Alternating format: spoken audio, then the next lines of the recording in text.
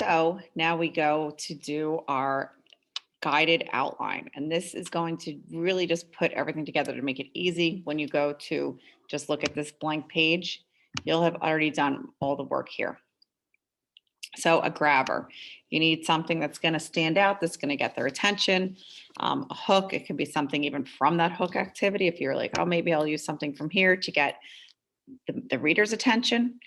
You could do that, or you could do something like it was a sad time, but it was a hopeful time, something like that. But you want to come up with your own background information on Reconstruction, dates, place, situation. We're going to go back to our background essay to find that out. And if you did well with your essay questions, your background essay questions, you can go back and just go right there. Like it was the 100th anniversary of the Declaration of Independence. Talk about the irony of it. Talk about the dates, what was going on. So that's all we're getting that from our background essay there. Then you're going to restate the question and the definition of Reconstruction. And that's where we go to look here, clarifying and understanding the question and pre-bucketing.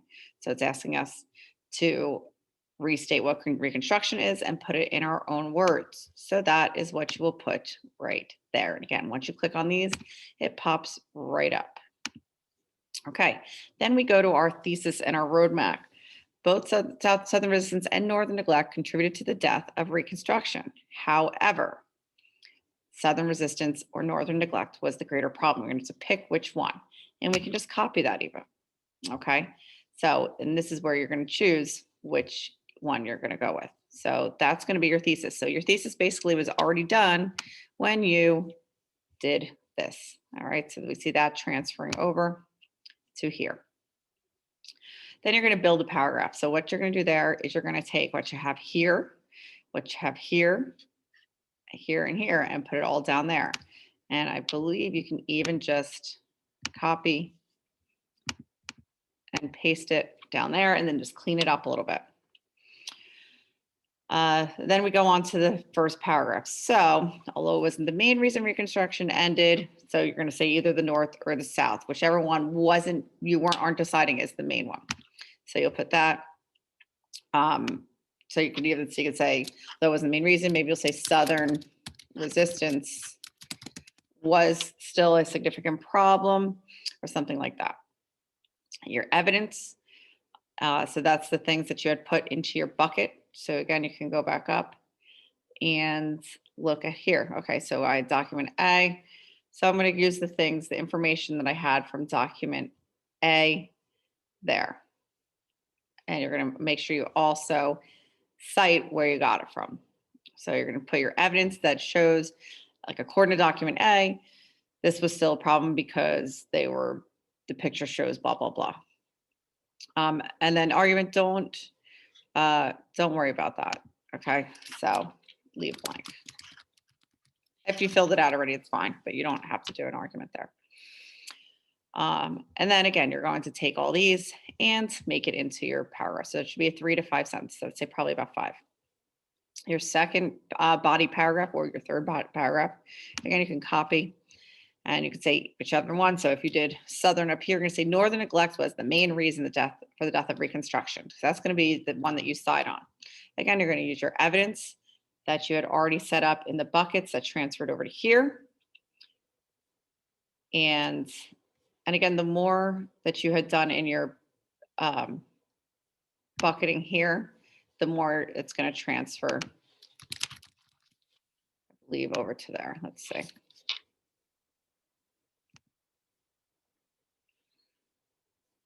Okay.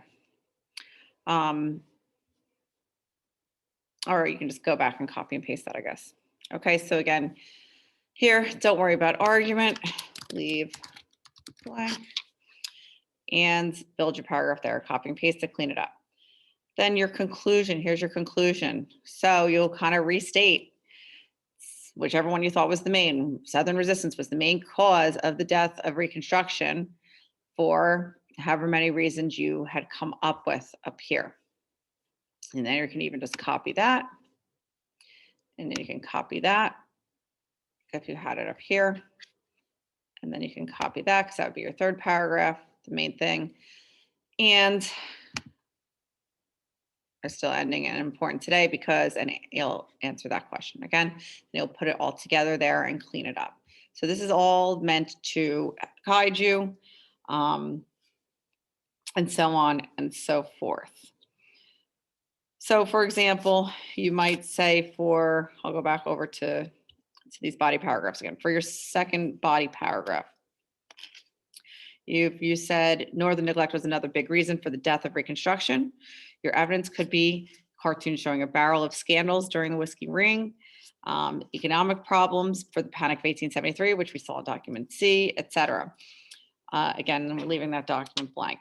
And then, of course, paragraph 4 for your conclusion, you could say something like, documents A and B both provide evidence that there were people in the South who were willing to risk their lives for Reconstruction.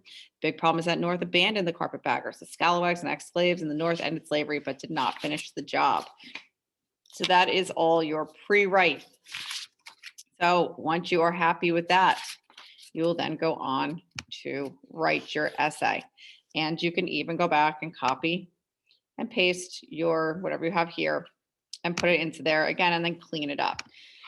So you're going to want to also have some space between the paragraphs. I need to see where one paragraph begins and the other one ends. Don't just label it paragraph 1 that, but give me the space between.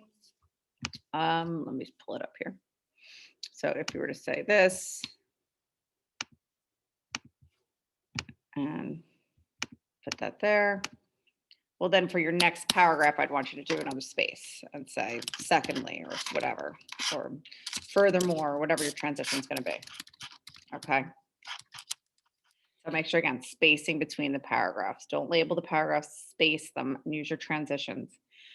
Yeah, so go ahead, make sure it's clean it up, make sure it looks good. Use this rubric. This rubric is a self-check. So you should go through and say, okay, utilizes a hook or grabber. Did I do that? Yes. Incorporates background knowledge. Oh, I forgot to do that. I'm going to go back and do that. And then your roadmap, your thesis. Okay, so you keep going all through that. And again, we don't have the argument on here because that argument is going to come down towards the bottom where you explain, and you'll have, of course, this clincher with significance, why it's important, that kind of thing. You are probably just going to have the 2 body paragraphs. So if you just have the 2, that's fine. You can ignore that one and go to that. Go back and check, is your grammar good and spelling, does it make sense? Reread it.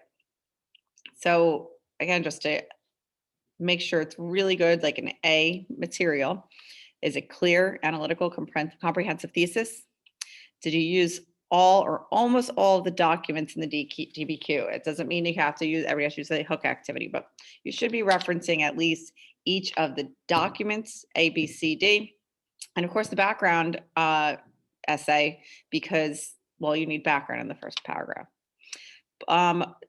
Point of view and 4 more documents. Is it coming from the north side or the south side? Again, this is to get to that A. If you really want just go for a B, then you can kind of just stop here. But if you really want that A, you're going to go to these. And then brings in extensive outside historical information. So you're going to compare it to the Declaration of Independence, that kind of thing. That would bring you up there. Don't worry so much about these lightly shaded. Shows understanding of nuances in documents. Don't worry about that so much. Don't worry about this one, and don't worry about that. So bam, that's going to be how you self-rate it. And this is how I'm going to grade you based with the same thing. And then you'll submit it and you're good to go. So good luck and do your best.